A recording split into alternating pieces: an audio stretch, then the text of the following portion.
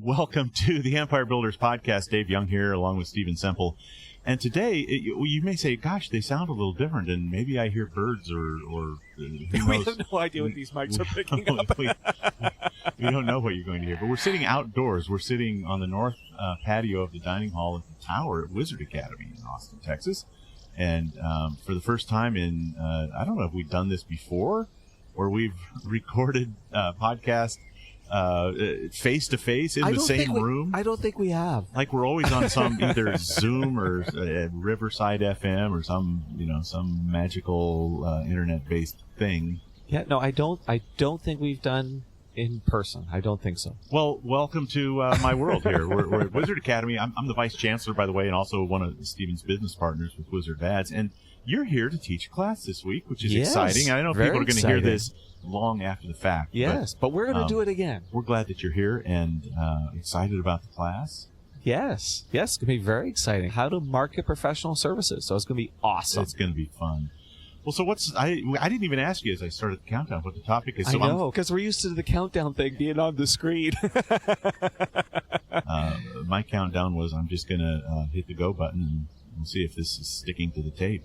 I think it is. We're going to lean into a category you know really well, lipstick. Lipstick. Is there a particular brand? Yes, Lip Bar. Lip Bar. So I'm a total blank. Well, they've done pretty well. Lipstick's a huge market. Like lipstick itself is like a $9 billion business. Trust me, we wash a lot of it off of wine glasses here. But Lip Bar was founded by Melissa Butler, and today they're in like 500 stores, Target, and things along that line. So they're a private company. So I had a really hard time finding actual sales figures for them. But when you're in 500 stores and growing, you're making things happen. Mm-hmm. Yeah, 500 stores. But what was really cool about learning the story is Melissa Butler started making her own lipstick in her apartment. Really? That's how this all started. I'm trying to think of how like if I set out, first of all, I'm not going to, but if I set out to make lipstick, what would I even, like, what's on my shopping list? Oh, you're melting waxes and you're getting color agents and you're pouring it in the tins and you're having to cure the tins and then you're having to get it out of the tins and into the packaging. It's quite a process. Do I have to go kill a whale? I don't believe so. Okay. No, I don't believe so. Because that'd be awkward. So what started Melissa on this is she's a woman of color, and what she noticed was it was hard to find lipsticks in these really bold colors that would work well for women in color, and that's with a darker complexion. Yeah. And so this is what some kind contrast. of that's right. Yeah. I like. Yeah. Okay. So this is kind of the path that she went down, and when you take a look at the stuff from Lip Bar, the colors are wild and crazy and lots of fun. Now, when Melissa was growing up, she grew up in her single mom household. Her mom was a crane operator and worked at a steel factory, so it's not like they had this big fashion background. Mm-hmm. And her mom worked a lot, and she grew up in a really rough neighborhood in Detroit, but she managed to get into a competitive high school, one of those university prep schools, Cass Tech, especially at the time, this really amazing school in the middle of this blight is almost how it's described. And she knew she wanted to go to a black university. So she went to Alabama State for a little while and then Florida A&M, and she did a business program because business had interested her, because while in high school, she worked in a cousin's clothing shop. Okay. So she basically learned business from him, and really what she learned was a higher education is about getting into business, and getting into business is about making money. That's kind of the path she went on. That's kind of we talk about that. Yeah. Yeah. So she does business finance, and her dreams to work on Wall Street. But one of the things that she did that was interesting before hitting Wall Street is she had a chance to go to China for a little bit. Okay. So here's this young lady who grew up in a rough black neighborhood, only attended black universities, suddenly in China. And she was like, it was this unbelievable culture shock. It's a whole new world. Whole new world. She was like, she's fairly tall, so she's this tall black woman in China. Like, people are literally coming up to her and touching her face. Oh, yeah. Right? Believe it. Life-changing experience. So she returns, and she's working at Barclays Bank on Wall Street as an analyst. And here's the thing she noticed. No one was happy. Like, all of her coworkers were unhappy. And she said, if I stay in this environment where nobody's happy, I'm going to be unhappy. Isn't that the truth? And frankly, the pay was not that great, and it was exhausting. And so she wanted to find other things to kind of keep herself busy. And she had this soap that she really liked at Whole Foods that she would buy. And it was the $6 soap. And she's talking to her mom about this soap, and her mom's just like busting her chops over $6 for a bar of soap. Like, are you nuts? Like, are you crazy? So she decided to start making her own soap, and it kind of became a hobby. And natural soap has this curing process that either takes time or putting in the oven. Sure, and I've heard a lot of people making soap. Yeah, that's the thing. But lipstick. Right. Yeah. And of course, it was all natural ingredients, and what she started doing was putting all sorts of things into the soap. She was inspired by Lush, and so she wanted to get into the soap business. Mm-hmm. So she started with the soap bar, and all the soaps would be named after a drink. And one day she's speaking to a supplier. So here's the crazy part in the story. One day she's speaking to a supplier about pigments. Okay. And the supplier says to her, do you want lipstick pigments or soap pigments? Oh, well. And she literally went, wait. You have lipstick pigments? She never thought about lipstick. And in that moment, she instantly pivoted. Done with soap, I'm doing lipstick. All simply because the supplier said, what type of pigments do you want? Wow, okay. Yeah, isn't that crazy? And so, because lipstick was one of the few things that she wore. And again, she found it, she loved purple, and it was super hard to find. So she decided, I'm going to do this lipstick stuff. But the first thing she needed to do was find lipstick molds. Okay. And I guess they're really, really hard to find. They're, tied up by all the big companies. But she was able to find a couple of used ones from a laboratory that was going out of business. Oh, nice. Wow. But they were still like $1,500 a piece for these molds. So here she is working 60 hours a week at Barclays. She comes home. She works till like 3:30 in the morning on the lipstick business, gets up at 7 and heads off to work. But she wants to create these wild and crazy colors, and she wants them to feel good. So she starts also experimenting with doing things like shea butter into them, because there was a particular feel that she wanted them to have. She wanted them to be all natural. So there's this delicate balance of ingredients to get the feel right, the color right, getting it to stay on. So she does a lot of experimentation. And she would give it to people at work, and she suddenly knew it was working well when people started asking for more. Yeah. Right? And that's when she decided to start to sell it. It's when she got to the stage where people would ask for it. So she would make the lipstick at home, and she got the packaging from China, and it was all hand-poured and all hand-packed. And she knew that the packaging had to be interesting, and so she did the same thing as what she did with the soap. The lipsticks were all named after a drink. Okay. And called the company Lip Bar. Bar. Yeah. Oh, like a bar. Like yeah, okay. Yeah, like a bar. And you would get a little card with the recipe drink with each one of the lipsticks that you got. Oh, nice. So if you got pina colada, there'd be a little recipe for pina colada with it. And the packaging was inspired by old Victorian cages. She really loved the look. Okay, like those old birdcage yes. things. They look like the mansions and castles and. Yeah. So if you take a look on the website, their design, the cap that goes on the top has this really intricate pattern, and that's what inspired it. So to get started, the minimum order for packaging is like 12,000 units. So she's got boxes of, fortunately, lipstick is small. Yeah. But still, her living room is like full of this stuff, and her plan is to sell it on the web. And again, it's all hand-packed, all hand-poured. Starts off with 12 shades of color, and her plan is she wants to sell it all in the first year. So she does this big launch party, like literally spend $30,000 on this launch party. Okay. And a beauty editor from Teen Vogue is one of the first people to land at the party, so they get lots of attention from that. And it gets exciting enough for her that in 2013 she decides to quit her job and do this full time, and her mom thinks like she's nuts. Well, that's classic, right? Any entrepreneur that sets out to do something different and go out on their own, yep. Your family just starts thinking you're out of your flipping mind. Out of your unholy mind, yeah. Mm-hmm. And one of the reasons why she does it is she feels she's far more comfortable with failure than regret. Like she'd rather fail than regret not doing something. And the other thing is she figures her superpower at this point was being naive. Like, it's sort of one of those ones. This is going to work out somehow. And she sort of feels like, I heard her in interviews sort of talk about if she really knew everything that was happening, it was maybe she might not have done it. Right. Type of yeah. idea. There's that's so American too. Yes, it is. It's not a mental disorder, but it's Are you sure? Well, not really. It's a form of optimism. Right. That is just, oh my God, we're going to go out and do like the settlers. Yes, we're just going to make this happen. Went across the country in the Oregon Trail. We're like, I don't know what we're going to find, but it's going to be great. And it might have been an arrow in the chest, but yeah, exactly. So here she is. Here she is, naively quits her job. First year she sells $26,000 of product. Okay.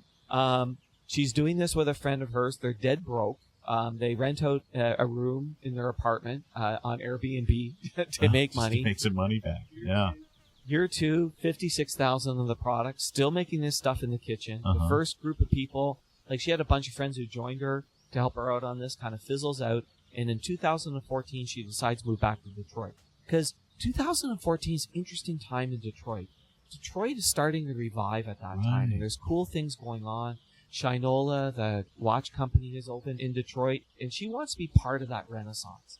And she knows, she senses that she wants to be part of this. And she also knows that ultimately she eventually wants to be in retail, but she's not ready.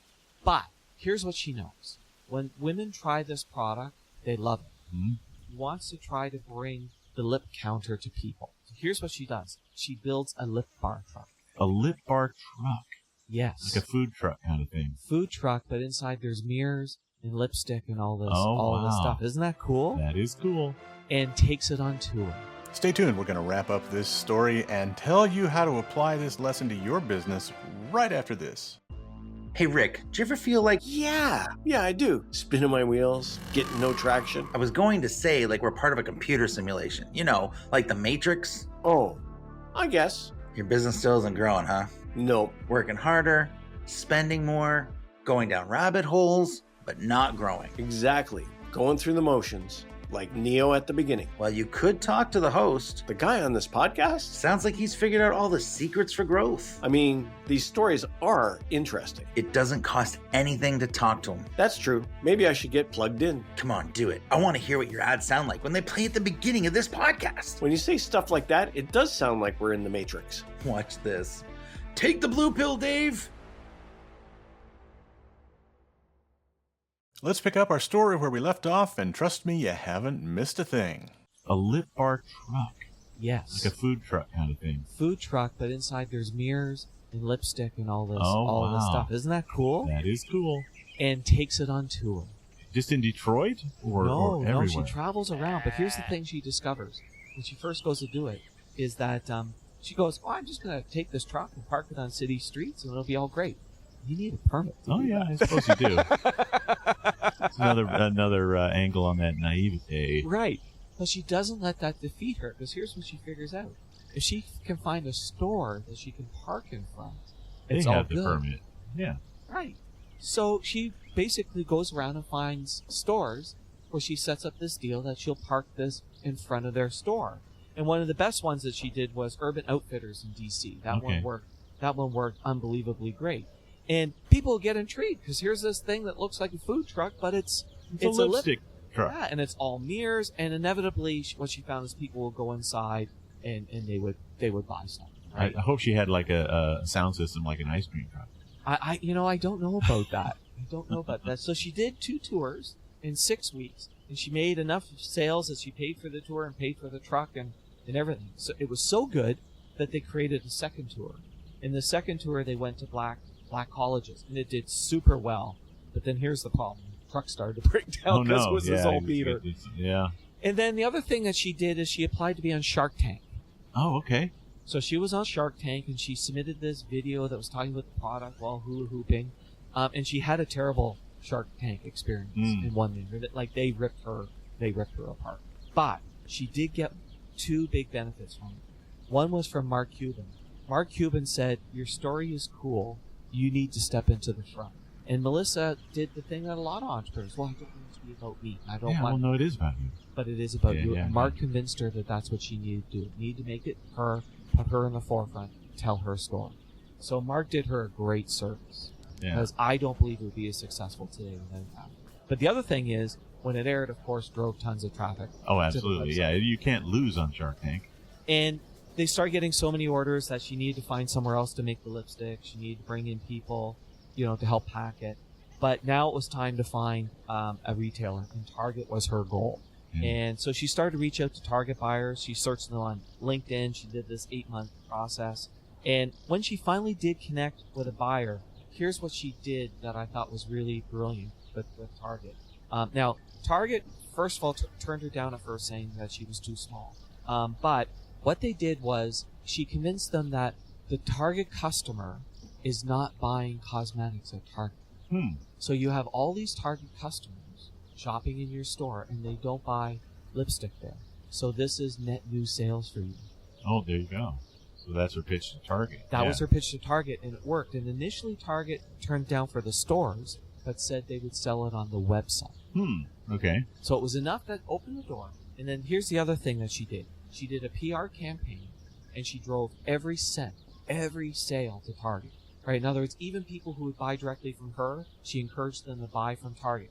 Now, most people go, well, you make less money. Yes, but you blow it up there, and all of a sudden they go, maybe what we need to do is sell it in the store. Yeah, you deepen a relationship. That's the price of...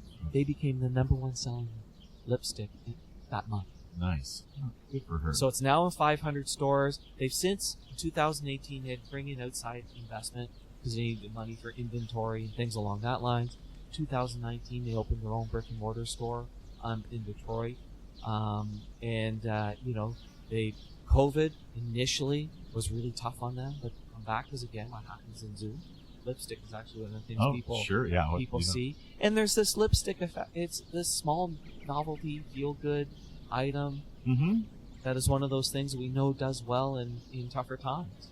Now they do more than lipstick. They also do some mainstream colors, of course. Okay. But I just love this whole, her sort of going, I'm more comfortable with failure than regret. And this whole idea of, just naively diving in. I love the pivot where all of a sudden, wait, lipstick? Yeah, well, you get a vision, and then naivete is an interesting one because there are going to be hurdles. Yes. You just don't know what they are yet.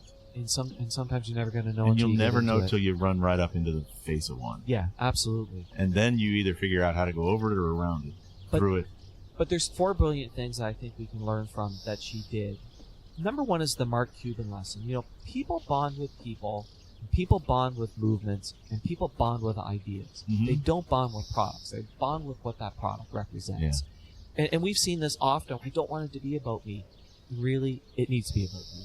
Well, and people bond with an experience as well. Yes. And this is a product, as you said, like in a Zoom meeting, soap, I can't look at you on a Zoom meeting and see what soap you used. Yes. Right? I can't see what the antiperspirant you did or didn't use. Right. But I could see your lipstick. Yes. And so I think that's brilliant. Yeah. And great timing. Yes.